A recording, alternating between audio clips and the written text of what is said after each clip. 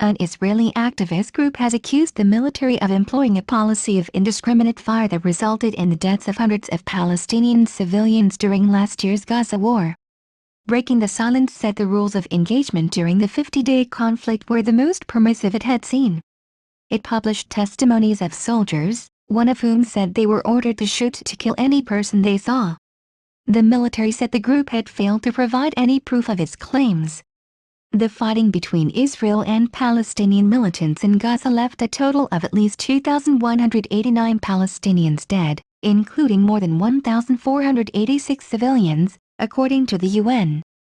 On the Israeli side, 67 soldiers and 6 civilians were killed. Shoot to Kill, Breaking the Silence, a group of serving and ex-soldiers, said its report contained interviews with more than 60 unnamed active duty and reserve Israel Defense Forces (IDF) personnel who took part in Operation Protective Edge. The offensive was aimed at stopping rocket attacks from Gaza and the threat of attacks by militants using tunnels. The group declared that its testimonies painted a troubling picture of a drastic change in the IDF's combat norms.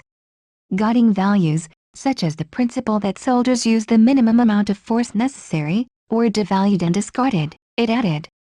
A sergeant in the mechanized infantry said, "The rules of engagement are pretty identical. Anything inside Gaza is a threat. The area has to be sterilized, empty of people, and if we don't see someone waving a white flag, screaming, 'I give up' or something, then he's a threat and there's authorization to open fire." Another sergeant, who served in an engineering unit, said, "From the very start they told us, shoot to kill." As far as the IDF was concerned, there wasn't supposed to be any civilian population there. Breaking the Silence alleged that destruction of civilian infrastructure and homes occurred without any clear operational justification. Many homes were shelled in order to demonstrate presence in the area, or even as an act of punishment, it added. A sergeant in an infantry unit recalled that armored bulldozers didn't rest for a second. Non-stop, as if they were playing in a sandbox. Driving back and forth, raising another house, another street. Israel said militants deliberately operated in residential areas and that it took special measures to try to avoid harming civilians.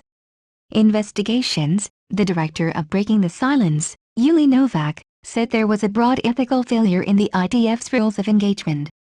From the top of the chain of command, and called for an external investigation to look into the policy behind the rules. The IDF said it was committed to properly investigating all credible claims. Today, as in the past, the organization Breaking the Silence has been asked to provide any evidence or testimony related to IDF activities prior to publication, in order for genuine investigations to be carried out, a statement said. Unfortunately, as in the past, Breaking the Silence has refused to provide the IDF with any proof of their claims. Following last year's conflict, Israeli soldiers and commanders were given the opportunity to present complaints, and exceptional incidents were referred to the Military Advocate General's Office for further investigation, the statement added.